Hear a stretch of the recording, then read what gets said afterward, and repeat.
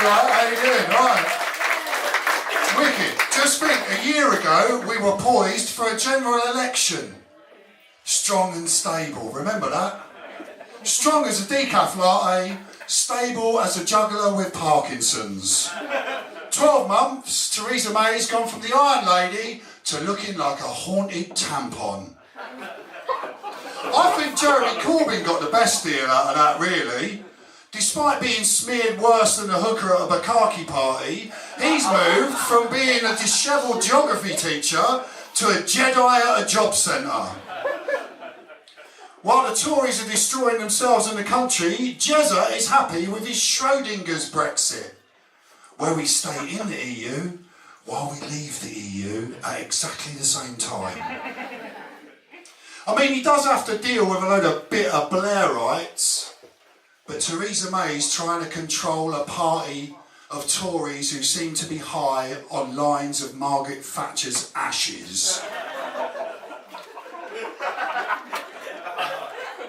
On top of that, the poor bitch has to deal with the DUP and Arlene Foster, a woman who's got a face like a bulldog licking piss off a thistle. In case you don't know who the DUP are, they're ultra-nationalists from Northern Ireland. Yes, that Northern Ireland, the one with the troubles.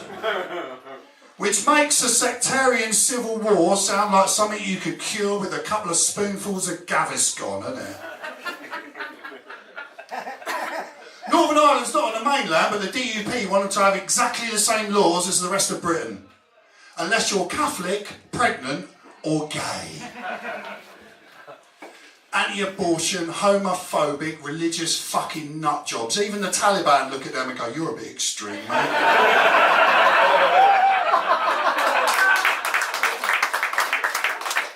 But talking of extremists, Jacob Rees-Mogg, a man who looks like Postman Pat shagged Where's Wally, has said we should stay out of Irish politics.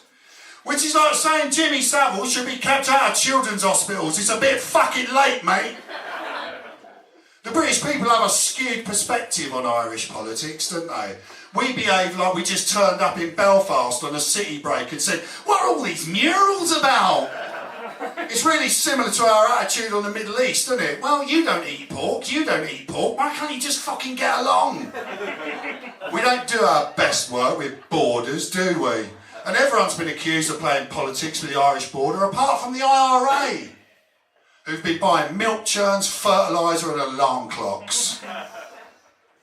Boris has said, crossing a border carved out of 50 years of sectarian violence should be no more difficult than riding my Brompton across London's 3 richest boroughs.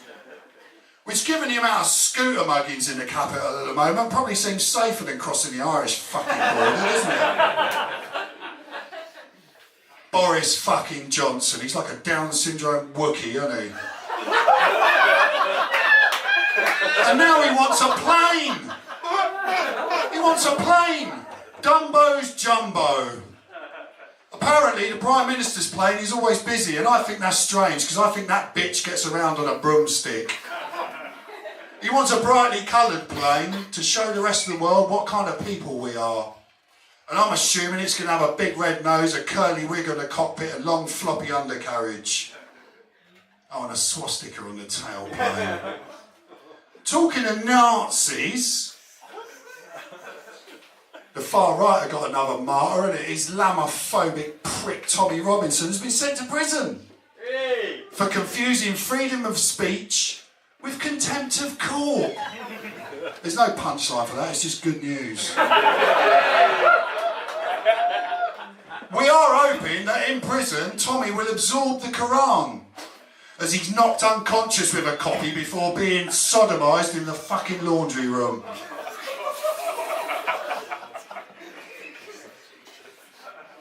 And finally,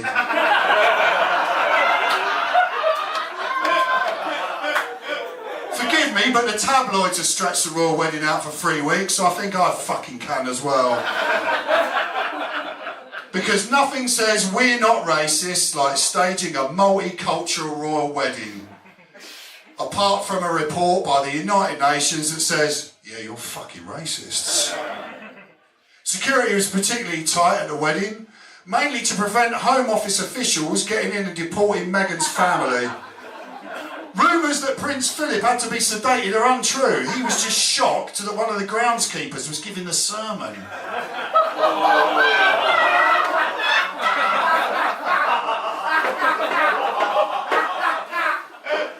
A lot of people pointed out that Meghan's dress cost the same as the difference in the Grenfell Tower cladding quotes. I think that's a coincidence, but I bet it was fucking fireproof. I'm not a massive royalist, as you might imagine. But I do wish the couple well as they embark on the next part of their royal journey, which is producing a royal baby just in time for Brexit Day next year as a distraction for all the flag-waving Daily Mail readers. That is, as long as the child is not unusually dark for a ginger. Cheers.